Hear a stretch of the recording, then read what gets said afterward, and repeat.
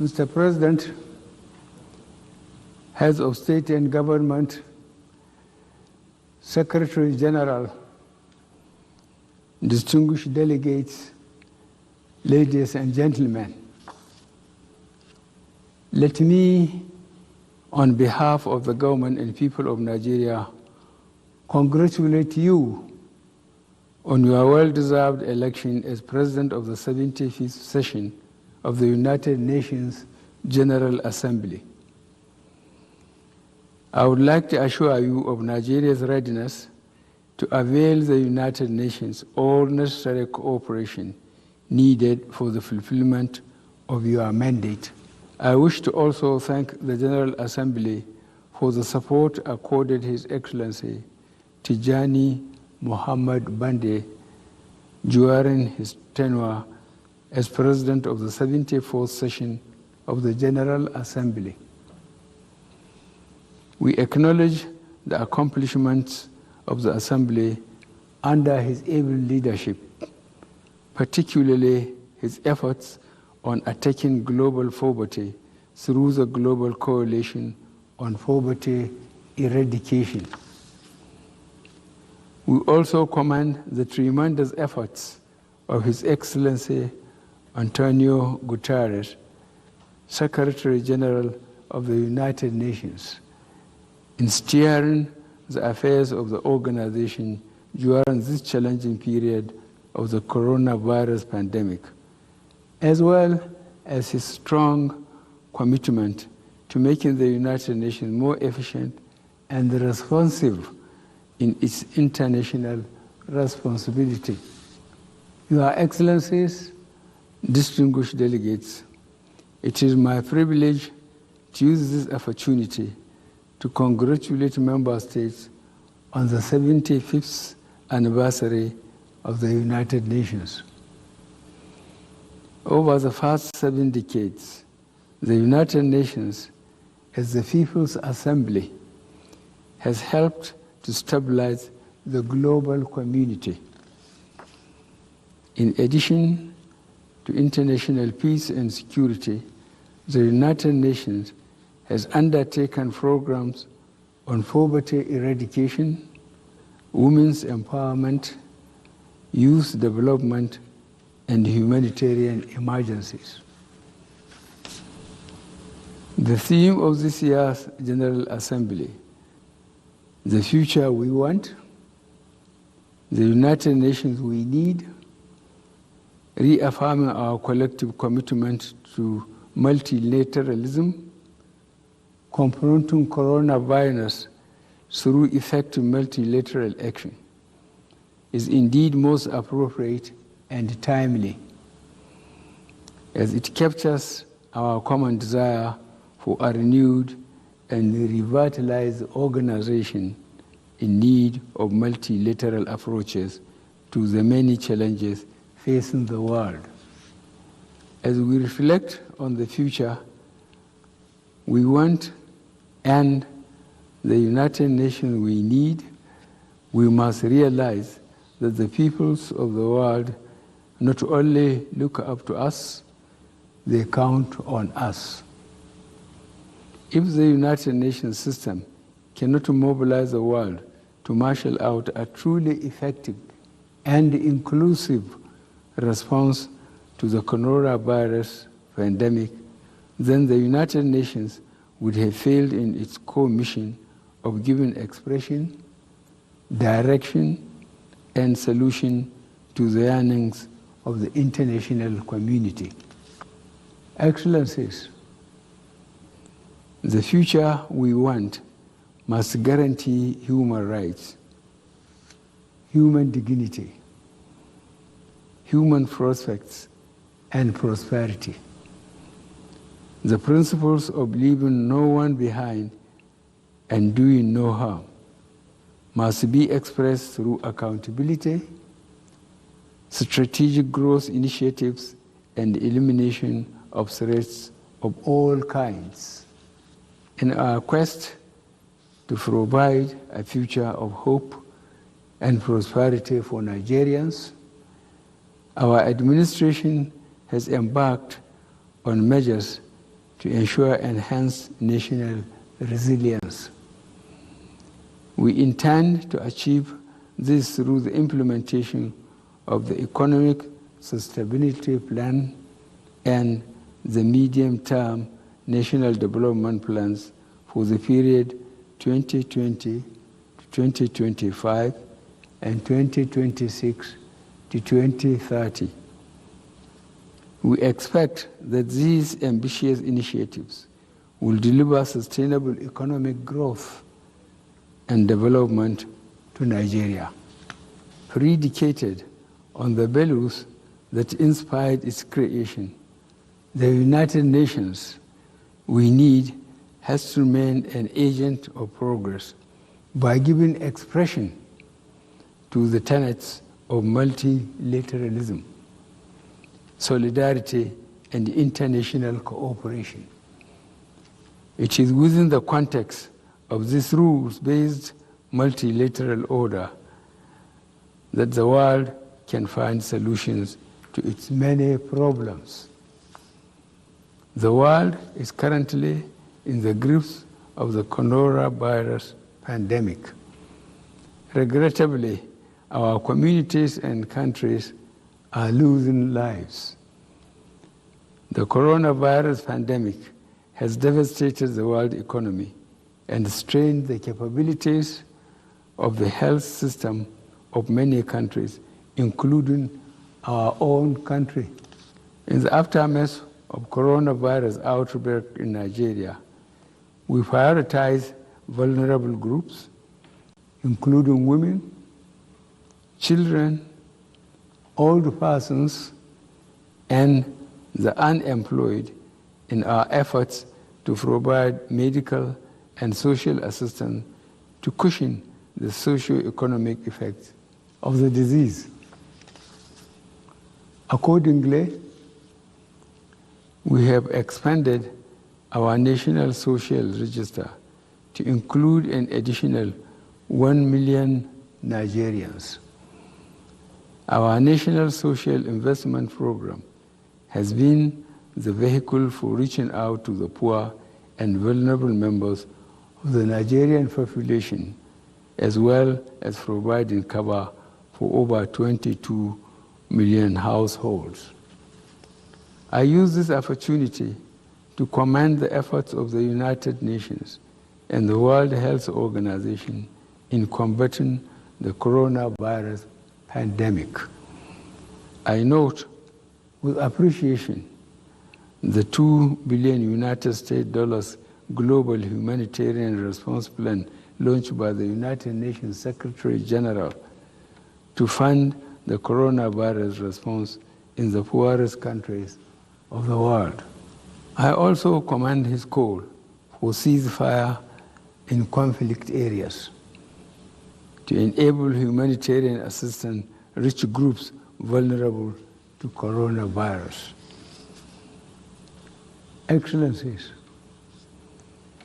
I should also state that Nigeria is committed to working with other member states in the spirit of global cooperation and solidarity to promote human health and general well-being.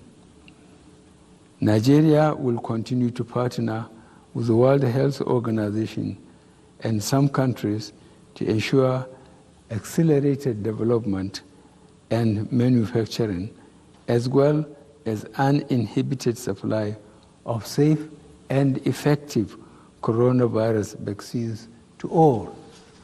In order to mitigate its impact on Nigerians, our administration has commenced the disbursement of the sum of 10.9 billion naira to households and micro, small, and medium enterprises as palliatives. In addition, we have established a 500 billion naira fiscal stimulus package and sustained delivery of humanitarian and social interventions to poor and vulnerable households, while our central bank has launched a 3.5 trillion naira stimulus package to boost manufacturing and facilitate import substitution. The international community will need to cooperate in addressing the scourge of poverty, particularly in developing countries. It is in this regard that we commend the President of the 74th General Assembly for launching an alliance for poverty eradication in June. We encourage global leaders, particularly leaders from the global North, to support the alliance at this time when the coronavirus pandemic is reversing gains made in the achievement of the 2030 Sustainable Development Goals and pushing an additional 500 million people into extreme poverty. Mr. President, as we mark the beginning of the United Nations Decade of Action for the implementation of the Sustainable Development Goals, Nigeria has made significant strides in domesticating the SDGs. There is an ongoing realignment of the national statistical system with the requirements and indicators of the SDGs. This is expected to ensure effective tracking and monitoring of the SDGs and guide SDG intervention across the country. Nigeria has also developed its homegrown integrated sustainable development goals model, an analytical framework for assessing how policy making can better address the indivisible nature of the SDGs.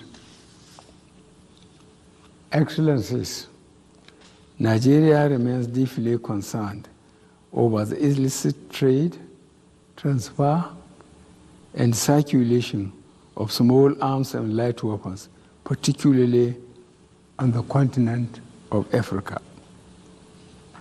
We urge the international community to renew efforts to stem this traffic and promote the Arms Trade Treaty in order to codify accountability in the ongoing battle against trans-border crimes, including terrorism and acts of piracy. Excellencies, the litany of sophisticated terrorist attacks across the globe is a harsh reality of the challenges the world is facing today. We must therefore redouble our efforts to ensure collective security.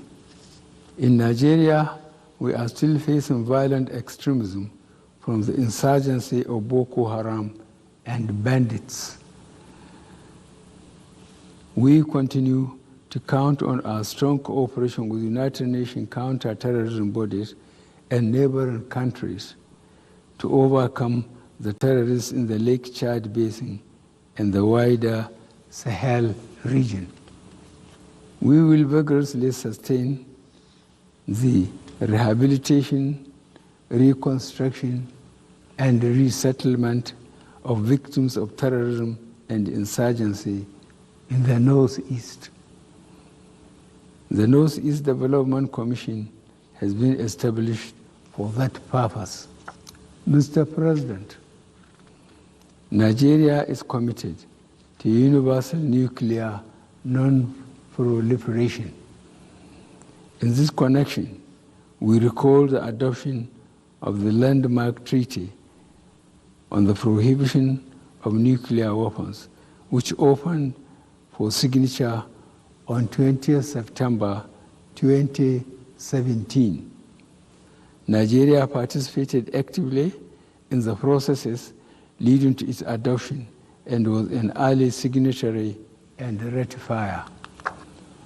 With less than 10 ratifications needed for the treaty on the prohibition of nuclear weapons entry into force, we urge other member states who have not done so to quickly ratify the treaty for the actualization of its important objective.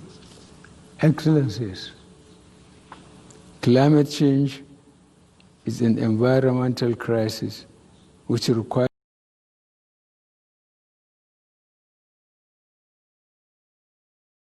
urgent action. Our administration is conscious of the fact that the attainment of national development targets would be greatly impeded unless the consequences of climate change are addressed holistically in line with the Paris Agreement. To this end, Nigeria has intensified climate action through the upward review of reduction in greenhouse gas emission under the nationally determined contributions, which are climate change targets under the Paris Agreement. Nigeria remains steadfast in our commitment to the revitalization of Lake Chad. We are convinced that recharging the lake will improve the living conditions of our people in the area, promote interstate cooperation, strengthen community resilience, and assist in addressing environmental and security challenges threatening the region and its resources. Let me therefore reiterate the call for international support for the sub-regional efforts to raise the 50 billion United States dollars required to actualize this initiative. Excellencies, Nigeria experiences high internal and external migration due to the size of its population, economic situation, and climate.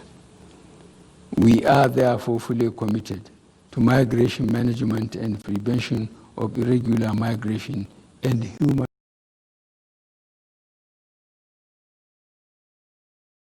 trafficking.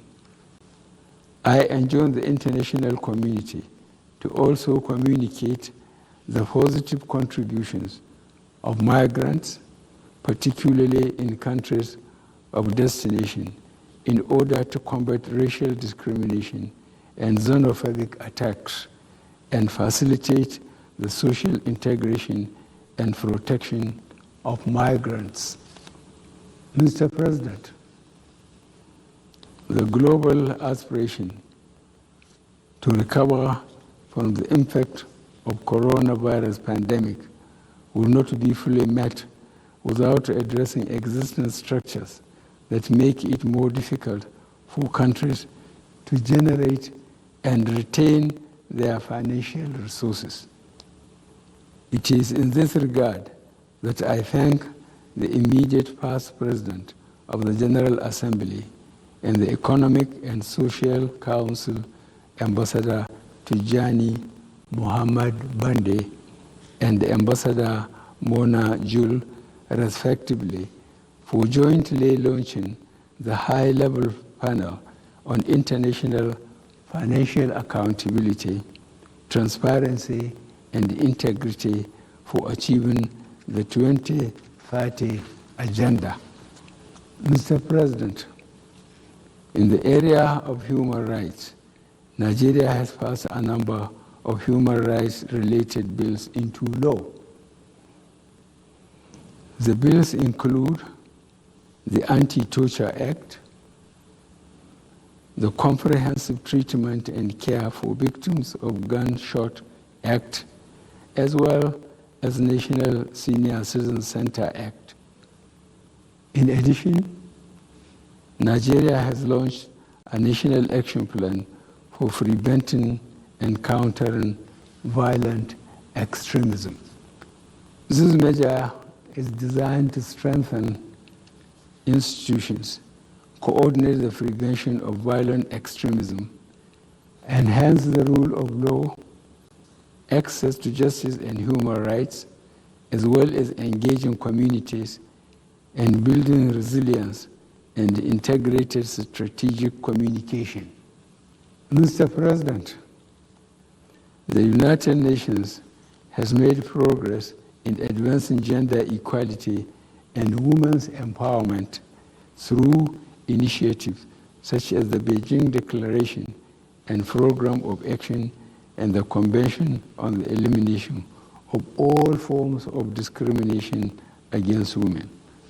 The creation of the United Nations entity for gender equality and empowerment of women in July 2010 was an important milestone.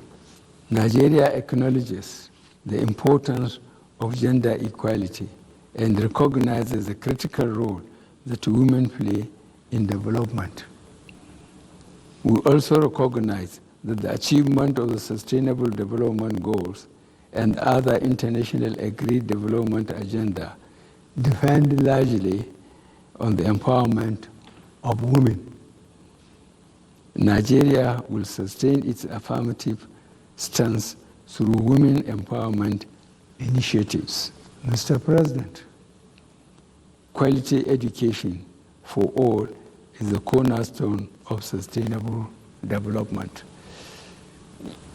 In this connection, I am happy to announce that the government of the Federal Republic of Nigeria to advocate for the protection of education from attack as we work together toward the future we want. Mr. President, as we urge and strive for inclusion within our societies, we must also ensure inclusion prevails in our collective action as members of the international community. Nigeria supports the expansion of the United Nations Security Council to reflect the diversity and dynamics of the 21st century. Africa deserves permanent seats in the United Nations Security Council. Mr. President, I will conclude by reaffirming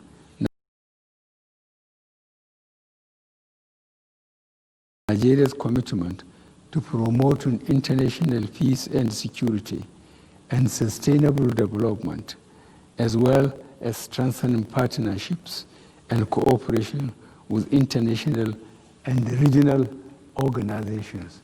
Thank you.